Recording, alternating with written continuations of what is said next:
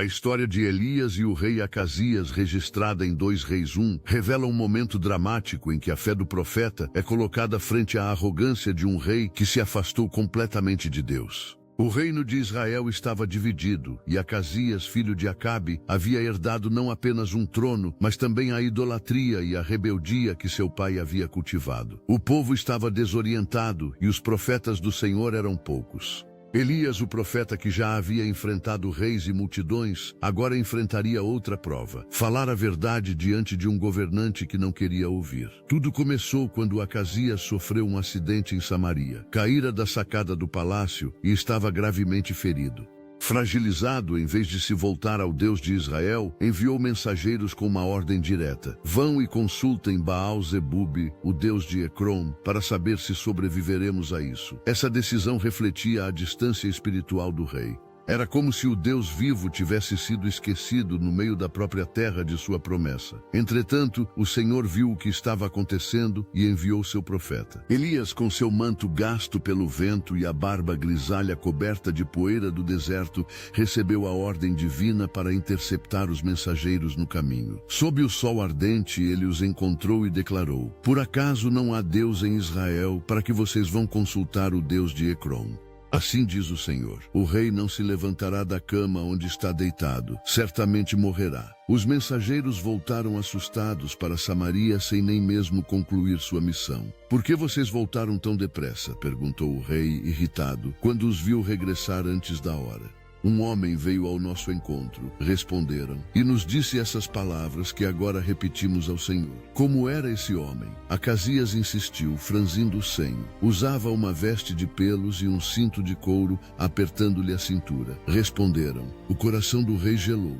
Ele sabia exatamente de quem se tratava. É Elias, o tesbita, murmurou, furioso, batendo a mão sobre o trono. A lembrança das vitórias de Elias sobre os profetas de Baal ainda pesava sobre sua família. Seu orgulho ferido não o deixava recuar. Determinado a mostrar autoridade, ordenou: chamem um capitão com 50 homens, que vão buscar esse profeta rebelde. Quando o destacamento chegou à colina onde Elias estava sentado, o capitão levantou a voz: homem de Deus, o rei ordena que desça agora. Elias olhou calmamente para o grupo e respondeu com serenidade, mas firmeza: se eu sou homem de Deus, que desça fogo do céu e consuma vocês. E imediatamente chamas desceram e consumiram o capitão e seus 50 homens. O chão fumegou e um silêncio espesso se instalou. A notícia correu rapidamente até Samaria, onde o rei incrédulo mandou outro capitão. O segundo oficial, ao chegar, repetiu com mais audácia: homem de Deus, o rei disse que desça imediatamente. Elias ergueu os olhos ao céu e respondeu do mesmo modo.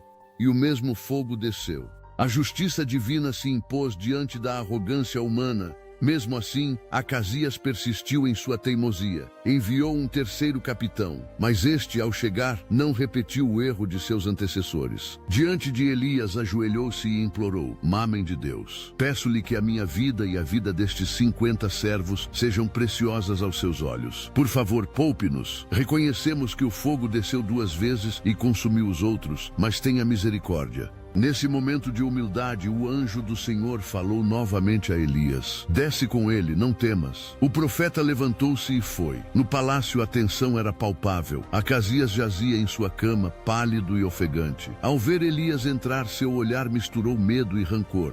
Você é o perturbador de reis, não é, Elias? Perguntou com voz fraca, tentando esconder o desespero. Eu sou servo do Deus que você desprezou, respondeu o profeta com firmeza.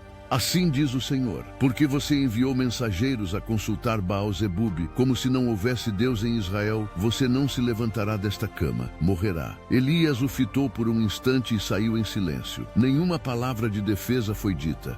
Perto dali, Acasias expirou conforme a palavra que o Senhor havia proclamado. O povo ficou consternado e o trono foi entregue a seu irmão Jeorão. Mas o ensinamento ficou gravado na memória de Israel. Nenhuma força, coroa ou poder terreno pode substituir a presença viva de Deus. É Ele quem cura, quem exalta e quem sustenta. Essa história mostra o contraste profundo entre 2 posturas. De um lado há um rei soberbo insistindo em controlar o destino por meio de deuses artificiais. Do outro, um profeta que não tinha exército nem riquezas, apenas uma fé inabalável e uma obediência absoluta.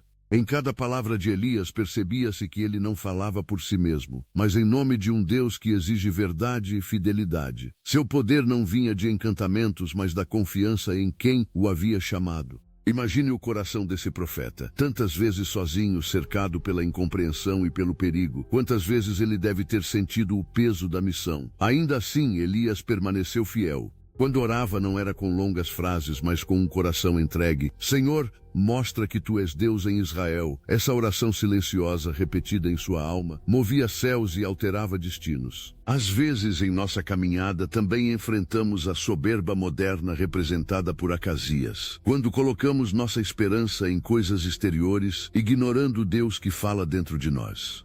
Ou então, somos desafiados a ter a coragem de Elias, falar a verdade, permanecer fiéis, confiar quando não há garantia humana. A mensagem desta história é simples, mas profunda. Deus não abandona aqueles que o honram, e sua palavra é sempre mais forte que qualquer decreto terreno. Assim, quando Elias desceu ao palácio, ele não levava espada, mas levava autoridade. Quando o fogo desceu, ele não provava o orgulho do homem, mas a santidade de Deus. Quando o terceiro capitão se ajoelhou, a graça encontrou espaço no meio do julgamento.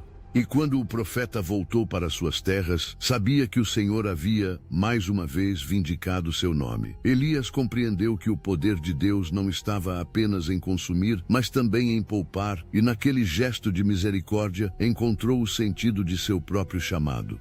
Hoje, o mundo ainda ecoa os passos de Elias. Ele nos lembra que as promessas de Deus não dependem de palácios ou aplausos, mas de corações que se curvam em reverência. Quando a arrogância humana desafia o sagrado, a resposta divina não é descuido, mas justiça. E quando os humildes clamam, ele ouve.